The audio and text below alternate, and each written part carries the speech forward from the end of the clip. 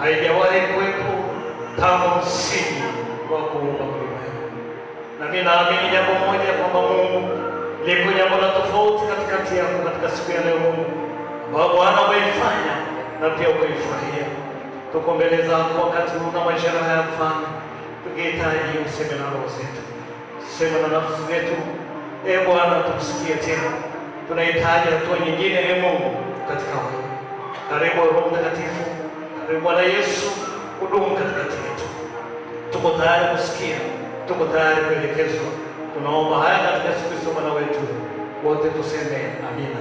Amen. Bwana Yesu asifiwe tena. Amen. Neno ambalo nimekuletea leo, adui yako hata simama tena. Amen. Bwana Yesu asifiwe sana. Kwa kweli Mungu atanithibitisha, kwa sababu moyo wangu umefurahi, naamini na Mungu umefurahi. Haleluya. Adui yako hatakuwa na nguvu ya kusimama tena. Alafu mwambie jirani yako, utatoka kitoto. Mwambie jirani, utaondoka kitoto hapa duniani. Haleluya, haleluya. Mwambie utatoka nini? Kitoto. 49 Isaya, naomba nisome mstari wa 14. Basi Sayuni alisema, Yehova ameniacha, Bwana amenisahau. Je, mwanamke aweza kumsahau mtoto wake anyonyaye, hata asimhurumie mwana wa tumbo lake? Naam, hawaweza kusahau, lakini mimi sitakusahau wewe. Lakini mimi sitakusahau wewe. Naomba Baba ulibariki neno hili. Amina. Bwana Yesu asifiwe sana. Maadui wa watakatifu ni wengi sana. Vita tulionao sisi ambao tumempa Yesu maisha yetu ni vita kuu sana, lakini namshukuru Mungu. Yeremia 1:18-19 anasema maneno haya, watashindana na wewe lakini hawatakuweza. Bwana Yesu asifiwe sana. Bwana Yesu asifiwe sana. Kushindana kupo, kupambana kupo, kupigana vita kupo, lakini sisi ni washindi. Amen. Kupo watakatifu. Nilikuwa najaribu kupitia maeneo mengi, nikaangalia manabii waliotutangulia. Hakuna nabii, hakuna mtume, hakuna mtumishi wa Mungu ambaye alitembea katika uaminifu na kumcha Mungu, ambaye alitembea katika vita. Waangalie watumishi wa Mungu wakuu ndani ya Biblia, walipambana vita mpaka siku ya mwisho, lakini ushindi ulikuwa katikati yao. Tunaye safari watumishi wa Mungu, tunao mahali tunapoelekea. Sisi si wa hapa, sisi hapa si makao yetu, tuna mahali tunapoenda. Haleluya. Tunaye safari ya kumwona Baba huko aliko. Bwana Yesu asifiwe sana. Mwambie jirani, una safari wewe. Bwana Yesu asifiwe sana. Wapentekoste wa Makarawe tunayo safari, tuna mahali tunaelekea. Adui nia yake ni kutuvuta shati, nia yake ni kuturudisha nyuma, nia yake ni kuua, nia yake ni kuangamiza, lakini nia ya Kristo ni tofauti. Haleluya. Nia ya Yesu Kristo ni tofauti. Ana makusudi mema kwa ajili yetu, na ndio maana anasema, wanangu, nimeshinda na ninyi mtashinda. Bwana Yesu asifiwe sana. Amina. Ameshinda na sisi tutashinda. Kwa kuwa Yesu alishinda, sisi tunatembea kijasiri. Hatutembei tukiwa na vilio tena, hatutembei tukiwa na manunguniko tena. Tunatembea tukiwa na ujasiri ya kwamba japokuwa naiona vita hii, lakini nitapenya. Amen. Tumesikia habari ya mtu huyu ambaye tumesikia katika kitabu cha Luka mlango wa 7. Habari hii nilipokuwa naitafakari, iliniletea kujifunza kitu mahali hapa. Nikaangalia mama mmoja ambaye ni mama mmoja mwenye mtoto mmoja tu. Biblia ikasema mtoto wake alikuwa ni mtoto wa pekee katika nchi ya Naini. Biblia ikasema alipokaribia lango la mji, hapa alikuwa na maiti yanachukuliwa nje na mwana pekee wa mamaye ambaye ni mjane. Hebu angalia huyu mama. Huyu mama ni mama alikuwa mjane. Hapo na mume inawezekana alishafariki. Sisi tuko pamoja. Alafu alimwachia mtoto mmoja. Na mimi mama huyu alimtegemea kama msaada wake. Lakini kaja habari mbaya ya kwamba mwanae anaugua na akafa. Hebu jaribu kujiingiza upande wa ile mama. Kulikuwa na huzuni ya kupitiliza. Kulikuwa na kilio cha kupitiliza. Amana ilikuwepo. Kila mmoja alimhurumia kwa jinsi yake. Hata asiweza kulia alilia. Lakini machozi ya kawaida haya hayabadilishi hali. Sio tuko pamoja. Mwambie liko chozi linaloweza kubadilisha hali. Bwana Yesu asifiwe sana. Mji mzima ulikusanyika kumhurumia huyu mama. Nikagundua jambo moja. Mwanadamu hawezi kumsaidia. Hata kama atakuaje, hawezi kumsaidia. Mali hawezi kumsaidia. Kuna mahali kafika inagoma kumsaidia. Kuna mahali gari yako haitakusaidia. Kuna mahali ambapo kazi yako haitakusaidia. Lakini yuko mmoja awezaye kusaidia. Nikamwangalia Yesu akawa anakuja taratibu. Mimi nilipokuwa natafakari ile neno, nikamwona Yesu aliona ile tatizo kabla hajaja na hivi. Akawa anasogea, alishaona mtu mmoja mwenye majonzi makubwa. Unajua shetani hatuwazime. Shetani anatafuta kile kitu kizuri kabisa unachotegemea na kukipenda. Hicho ndicho anachokigusa.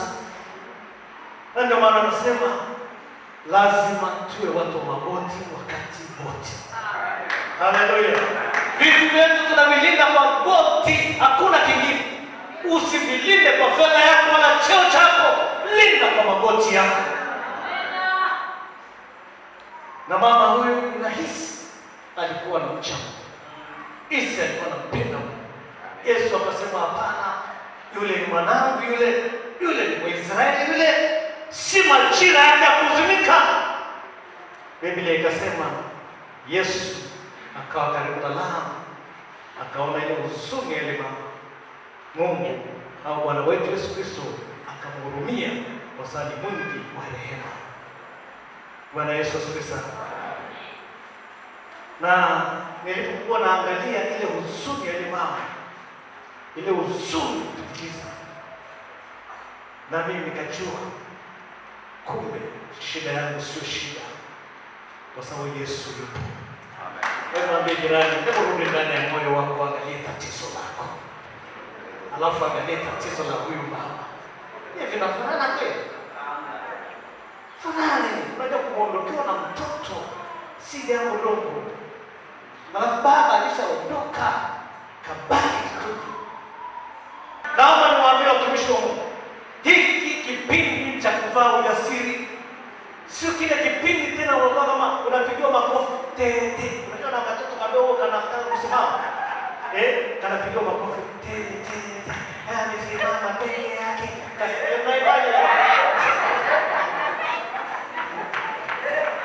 Amen. Nani sio kipindi cha kupigiwa makofi. Haleluya. Kasimama nini? Peke yake. Kasimama. Inatakiwa ujasiri. Sisi ni watoto wakubwa. Haleluya.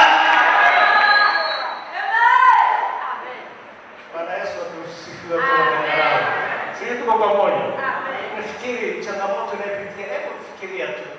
Mimi nilikuwa namwangalia, najifunza kwa Daudi.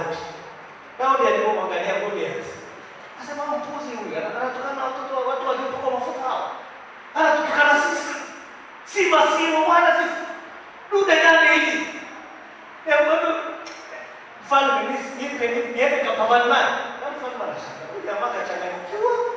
Akafanya kitu gani? Daudi alimdharau kwa sababu anajua ukuu wa Mungu. Haleluya. Mfalme anachoka. Anamwambia acha kupambana ndio kwa sababu alikuwa sio habari yake wala alikuwa hana hata angekufa, aliruhusu tu kafe. Sisi tuko pamoja. Sio kwa sababu anaenda kupambana na mfalme eti alikuwa naamini anarudi na ushindi. Alikuwa na kawana katoto kaesa hata kafanyaje? Wacha nakafilie pale ya safari. Lakini mtumishi wa Mungu amejaa ujasiri, anamwangalia Goliath kama paka.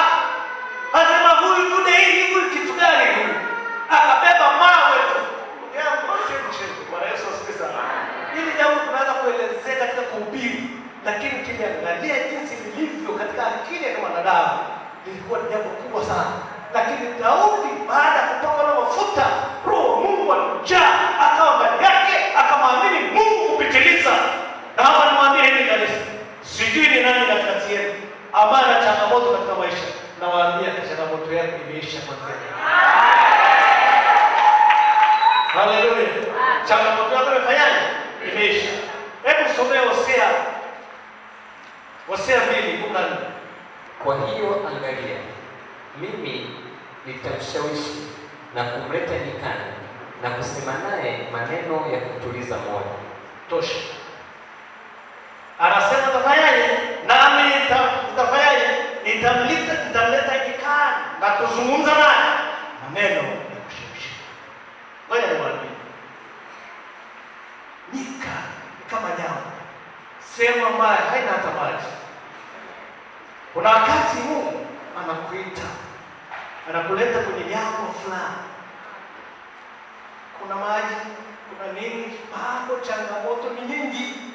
Kugeuka upande huu, changamoto. Kugeuka upande huu, changamoto. Kugeuka upande huu, changamoto.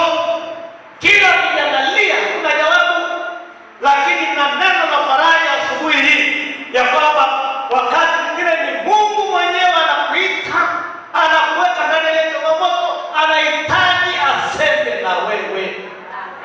Shughuli zetu ni nyingi, mambo yetu ni mengi. Roho wa Mungu wakati mwingine tumemwacha mahali, hatutaki kumuuliza kwa habari ya changamoto ulio nayo. Acha kuhukumu wenzako.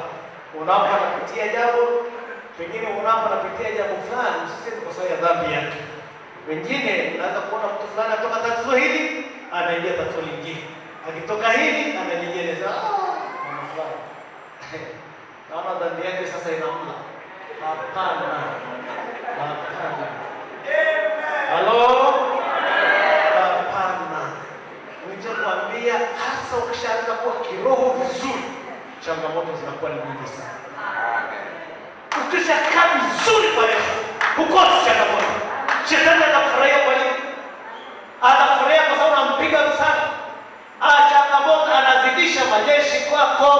Unapo changamoto kutoka hii kaingia nyingine, ujue mambo yako rohoni ni mazuri.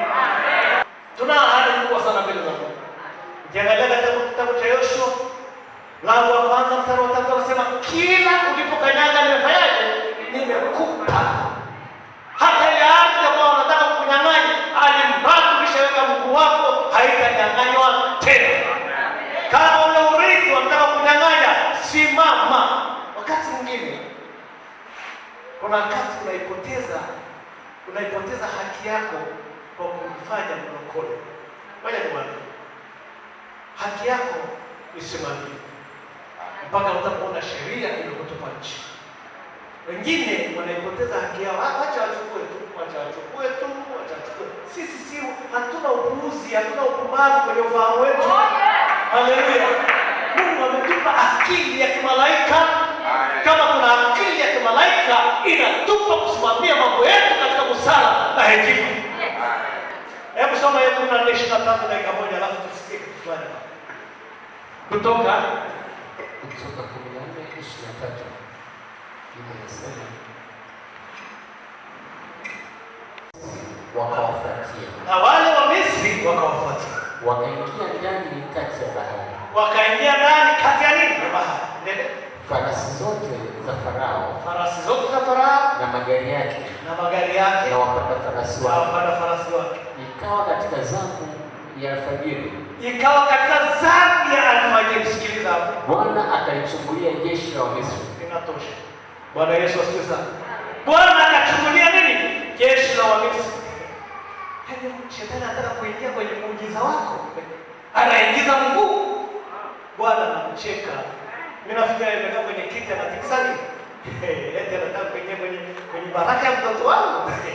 Kwenye zamu ya nini? Ya usiku akachungulia. Akaona nini? Jeshi la Farao limeingiza kila kitu. Sasa nawaambia hivi, zamu ya usiku mwite Yesu, atachungulia vitu vyako. Haleluya! Zamu ya usiku sio wakati kulala. Ikifikia saa 10 inuka, anza kumwita Yehova mfalme wako. Ikiwezekana kabisa saa 9, nawaambia hawa wanaowahi kazini angalau wainuke saa 10, kwa sababu wakati mwingine wanalala saa 7. Kwa hiyo ukiinuka saa 10, mwite Bwana kwa ajili ya shida yako. Bwana huwa anachungulia, anaangalia adui yako. Alafu akafanyaje hapo? Soma, endelea kusoma mstari unaendelea. Biblia inasema Bwana akachungulia jeshi la Misri katika ile nguzo ya moto ya wingu, akalifadhaisha jeshi la Misri. Bwana Yesu asifiwe. Nimewaambia message yangu nasemaje? Adui yako hatainuka tena. Wakorintho wa pili 4:16 asemaje? Hebu soma neno lile pia. 4:16 anasema, kwa hiyo hatulegei. Kwa hiyo hatulegei, bali ijapokuwa utu wetu wa nje unachakaa. Ijapokuwa utu wetu wa nje unachakaa, lakini utu wetu wa ndani unafanywa upya siku kwa siku. Haleluya! Pigie Bwana vigelegele na shangwe. Sisi hatulegei. Ijapokuwa utu wetu wa nje unafanyaje? Unachakaa. Japokuwa unaona kama mambo hayaendi, lakini kwa watu ambao wana Yesu, wanamtumaini Yesu, hawamegei, wanasimama imara, wanakuwa matumaini bado, kwa maana ndani yao tunafanya upya siku kwa siku. Neema yako ipo pia. Unaona nini kutakasi? Unaona watu wawili hapa. Hao watu wawili wanateseka kwenye mikono yao. Si mikono na shida gani? Lakini nakwambia changamoto hiyo Bwana anaenda kuiondoa. Haleluya. Mkono na shida. Mkono wako na shida. Mkono wako unauma mara kwa mara sana. Unajua hata kitu gani? Nitaomba na wewe tu baada ya jambo hili. Haleluya. Na wengine mna changamoto mbalimbali ya uti wa mgongo. Mungu anaenda kuondoa changamoto hii. Kwa maana ni kipindi cha kuhakikisha adui yako hatasimama tena. Yehova amesema mwanamke anaweza kumsahau mtoto wake, lakini mimi simtakusahau wewe kamwe. Haleluya. Katika Zaburi 118:11 akasema maneno haya. Msomaji wangu 18:11. Naona muda wangu unapitia, naona dakika chache zimebaki. 18:11 nimesema walinizunguka na walinizunguka, kwa jina la Bwana waliwakatilia mbali. Walinizunguka kama nyuki, walizimika kama moto wa miiba, kwa jina la Bwana naliwakatilia mbali. Haleluya. Bwana Yesu asifiwe sana. Haya maneno anazungumza mtumishi wa Mungu Daudi. Na Daudi mnakumbuka kuna wakati ambapo alikuwa anapambana na Mefili. Na kweli hata nguvu zake zilionekana kama kuchoka. Na maadui zake walimzunguka kila upande. Lakini akasema na niwakatilia nini? Mbali. Haijalishi umri ulionao. Haijalishi neema yako imechelewa kiasi gani. Lakini naomba nikupe neno la matumaini ya kwamba adui yako lazima atakatiliwa mbali, utasonga mbele. Haleluya. Hili neno liliwekwa kwa ajili yangu na kwa ajili yetu. Si kwa kwamba hata sisi hatujapitia changamoto watumishi wa Mungu. Tumepitia, hasa kila mtumishi wa Mungu amepitia changamoto yake. Ukiona tunasimama na neno hili tunazungumza, si kwa kwamba tulikuwa hivi tulivyo. Nakumbuka nilipitia changamoto zaidi ya miaka 7 ninamtafuta Mungu, lakini sikukata tamaa. Nikamwangalia Yehova Mungu wangu, nikamtumaini yeye, kila kitu kikaisha. Japokuwa naomba, nikashangaa hali yangu nafanyaje, inaendelea kuisha. Mpaka mwaka wa 7 ulipoisha, nikasikia sasa Bwana akisema yatosha. Bwana Yesu asifiwe sana. Inafanyaje? Inatosha. Na wakati huo tunapiga kazi vijijini huko, tunapiga kazi Umasaini huko. Ukienda ukirudi, unakuta watoto wanakuambia karo ya shule baba haipo. Alafu unajaribu kuanza unaipata wapi? Hujui kwa kuipata. Lakini Mungu alimsaidia. Sikuwa na deni, sikuwa na lolote, mpaka leo hii namalizia katoto kangu kwa mwisho kusoma sasa hivi. Bwana Yesu asifiwe. Haleluya. Niliona Yehova akisimama pamoja na mimi katika njia mbalimbali. Mungu amenijalia watoto wengi sana mimi mapundu hapa. Haleluya. Na mke mmoja na watoto wengi sana. Mungu amenijalia kwa na watoto nini? Mwambie jirani, na wangapi wewe? Unategatega, mimi nimesoma wawili tu wanatosha. Tunaambia ndio kawajaze nini? Kajaze nchi.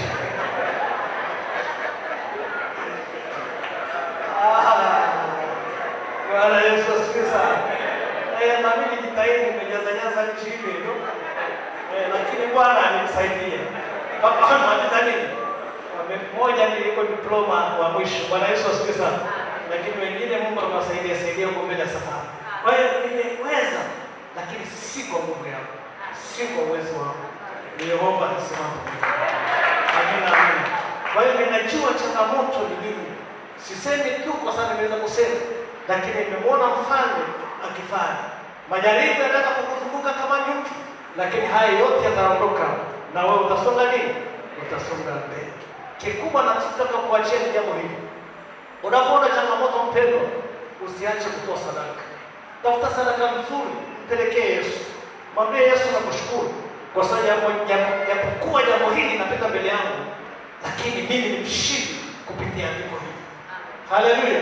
Umetoa sadaka hii Bwana Yesu kwa kusema asante kwa sababu umeshanishindia. Hello. Unaleta madhabahu kwa Bwana. Sisemi nileta mimi sikuja kupiga kampeni ya pesa. Lakini nasema nakupa maarifa ambayo nimeona tukiyafanya mambo haya na Mungu atusaidie. Unabeba kitu kizuri na Mungu na changamoto ndio, lakini natoa sadaka hii kumaanisha asante kwa sababu umeshinda vita. Kwenye madhabahu ambayo Bwana amejenga mwenyewe, naamini ni hapa. Haleluya. Hii madhabahu haikujengwa kwa sababu nyingi fulani, imejengwa kwa ajili ya Bwana. Na heshima. Bwana Yesu asifiwe sana. Ni wakati gani unatoa sadaka tu wakati umebarikiwa? Usitoe tu kwa sababu kuna mambo ya baraka yanatembea. Haya sikatai usitoe, unatoa. Lakini hata wakati wa changamoto yako mtolewa. Na halafu pili, uache manunguniko. Manunguniko mara nyingi sio mazuri. Acha kulalamika.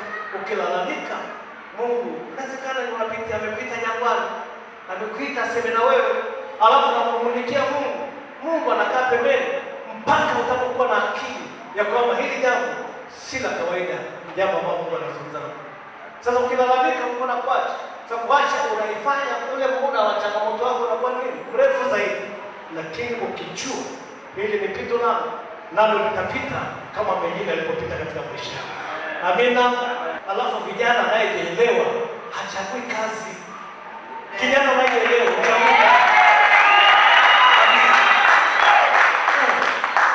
chagua kazi. Ukipata mtaro tende, ukipata kandika nyumba tende, ukipata mpaka Mungu atakutokelezea. Haleluya. Kuna vijana wamepata kazi katika nyumba fulani za watu. Alienda pale afanya kibarua tu. Vipi wewe unatoka wapi? Baba, nashukuru Mungu nimesoma mpaka sasa hivi na degree yangu. Na degree. Ile baba naye ni mtu fulani mkubwa mahali. Sasa usomea nini? Kueleza. Hasa safia pale kaja tena siku nyingine. Kama vile kaandika application. Kaandika maombi yake ya kazi. Kamletea. Kaji leo. Brother, kaanzia padogo. Yule baba akampenda bure. Haleluya. Sasa wewe umesoma, unatikisa mguu tu, unasema anangojea ofisi kubwa. Anzia padogo. Haleluya. Kabisa. Lazima uwe na mahali unapoanzia. Kama kijana uchagui kazi. Yaani tukimweleza mambo yetu ya nyuma hutanipenda. Bwana Yesu asifiwe sana. Lakini mimi sikuwa nachagua kazi. Alafu najua tena sisi wa kaskazini hatuchagui nini? Ni mradi una nini? Tuna kitu tunachoingia. Unajua tarumika kidogo kidogo na mimi kesho tajiri. Bwana Yesu asifiwe sana. Haleluya. Sasa kulala chini pale kwenye mkeka hapo ukapiga mbuzi na kushughulikia mwaka mzima, alafu Malele naye najua huyu mtafutaji hapa tuingie. Inatambua Malele haikusumbui kwa sababu ukikaa megemege tu na kula mkate na nini wasiende wa mama. Mambo yanasema wewe si wakati wa kula kwa mama. Si tuko pamoja. Sasa ukiendelea kula mkate na siagi kila dakika, utashangaa Malele anafanyaje? Na kushambulia. Lakini hili jamaa linapopiga zege ili ambayo halichagui kazi, Malele ikiona inakuta kila mahali damu imekakamaa. Kwa hiyo Malele anafanyaje? Anachukua. Vijana mko mama mpige kazi. Mtapiga kazi? Unapokuja nyumbani kwa Mungu lete kitu. Unaenda tena kwa mchungaji, naomba msaidie 1000, sina nauli ya kwenda. Mchungaji usiwape. Usiwape. Labda kama ameshinda hapa kufanya kazi nyingi, tutafikiria. Haleluya. Mchungaji anakaa mahali jamani mniletee. Alafu tunaambiwa Bwana tena nyumbani kwake nenda na kitu. Nenda angalau sukari. Nenda utashangaa kupeleka sukari. Unaitwa nani tena? Jioni. Jioni unakalia wapi? Hata siku moja alikuwa akuulize jina lako, ile sukari ndio kumfanya akuulize jina lako. Vijana mpo. Acha kupiga vitumbu wachungaji, wazee na wapiga vitumbu tu. Shikamoo. Sasa anashangaa. Binti anafaa kuolewa kweli.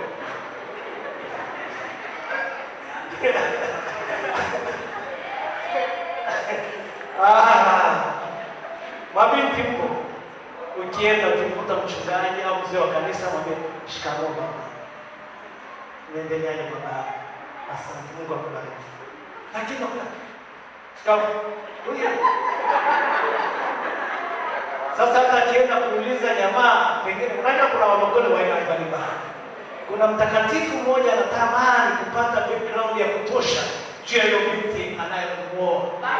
Kwa hiyo anaenda kwa mchungaji sasa, baba nimepata maono, lakini mchungaji naomba ushauri. Nimemwona Rehema. Hebu unaweza kuniambiaje? Mchungaji mwenye hekima anasema, hebu rudi kaombe kwanza.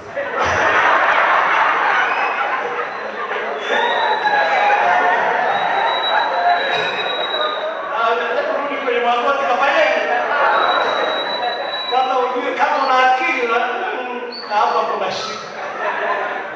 Lakini unaanza kupata Rehema mchoto, hebu kaa. Na umesema nani? Rehema. Sina kitu lakini nafikiri Mungu amesema na wewe. Yesu asifiwe. Kwa sababu ile binti utaratibu wake, heshima yake inamfanya hata mchungaji amwekee chumvi nini. Haleluya. Hebu soma Zaburi 37:25. Zaburi 37:25.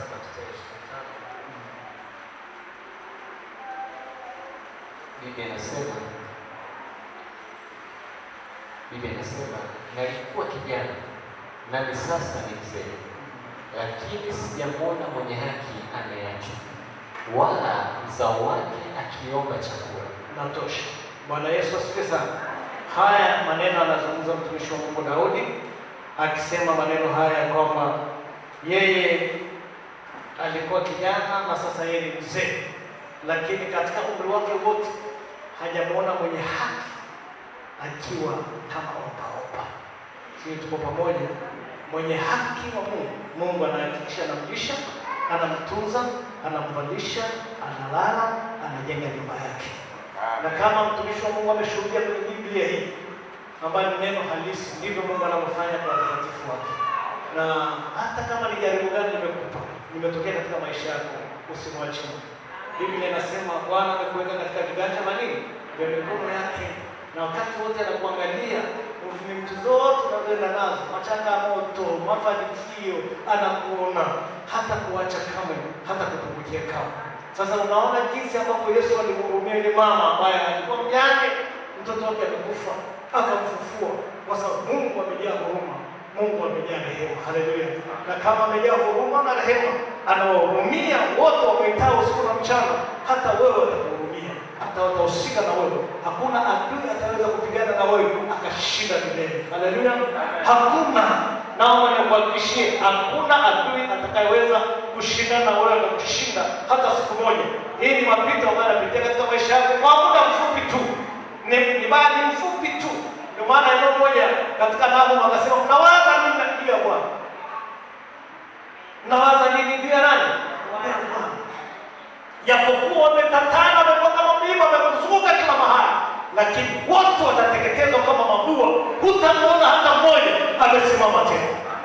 Haleluya! Maadui wanaweza kutatana wakawa kama mimba kila upande, lakini Biblia bado inakupa matumaini haya ya kwamba watateketezwa kama mabua, kwa sababu Mungu wako atasimama kukutetea.